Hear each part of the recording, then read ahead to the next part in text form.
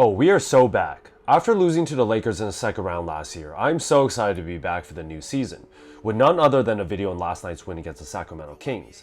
Steph Curry repeated his Game 7 performance against Sacramento in the playoffs, and I want to focus on how Steph was able to carve out the defense with multiple different options, so let's get to it.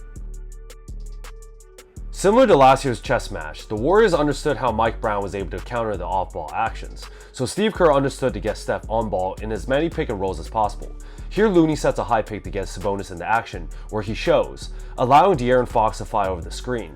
This allows Curry to get penetration, and Klay Thompson is placed strategically on the weak side corner so his man and Keegan Murray cannot help as the weak side low man. Steph times the dump-off pass perfectly for a layup for Looney.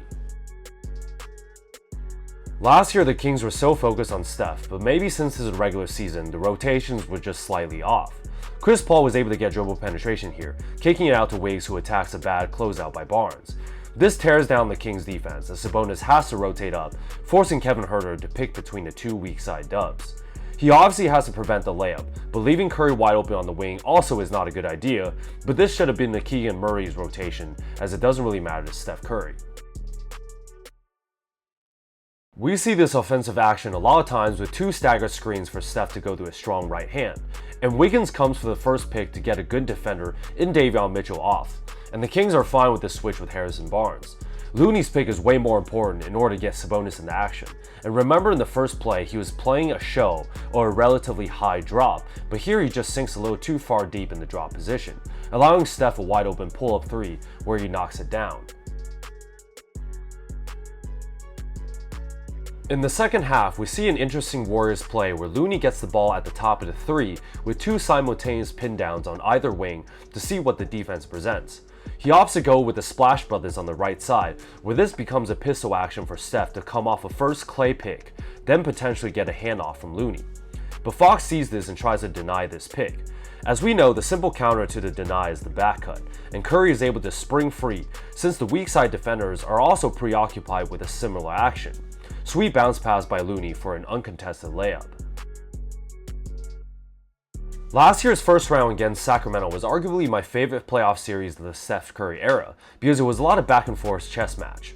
Steve Kerr opted to have Steph on ball as much as possible in the last Game 7, and here's an example of why, despite great individual defense by Huerter, exploiting the weak spot in Sabonis allowed Curry to feast in the pick and roll. All this dribbling leads to a simple pick and roll from Dario Saric for Steph to go right, and here he isn't even out to the three-point line, so why is Sabonis dropping so low? Maybe they're fine with giving away a long two-pointer, but this just allows Steph to keep getting hot.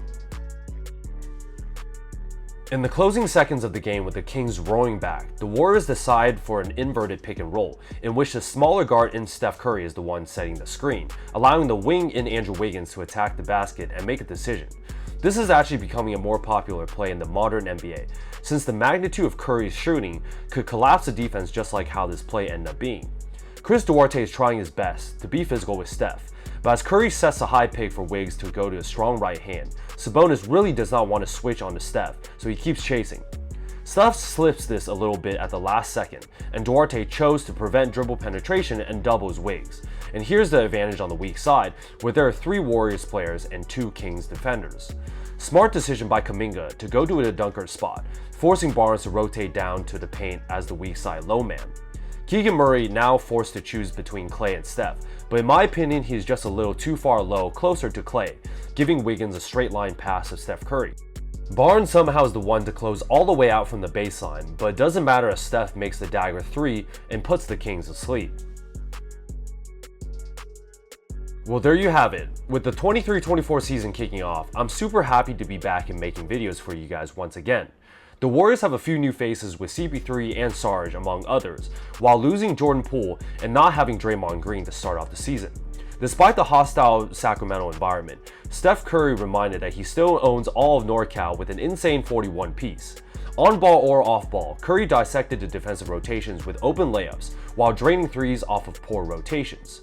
Great bounce back from the season opening loss, and looking forward to a short road trip. So happy to be back, so if you guys like this breakdown, like and subscribe to see more.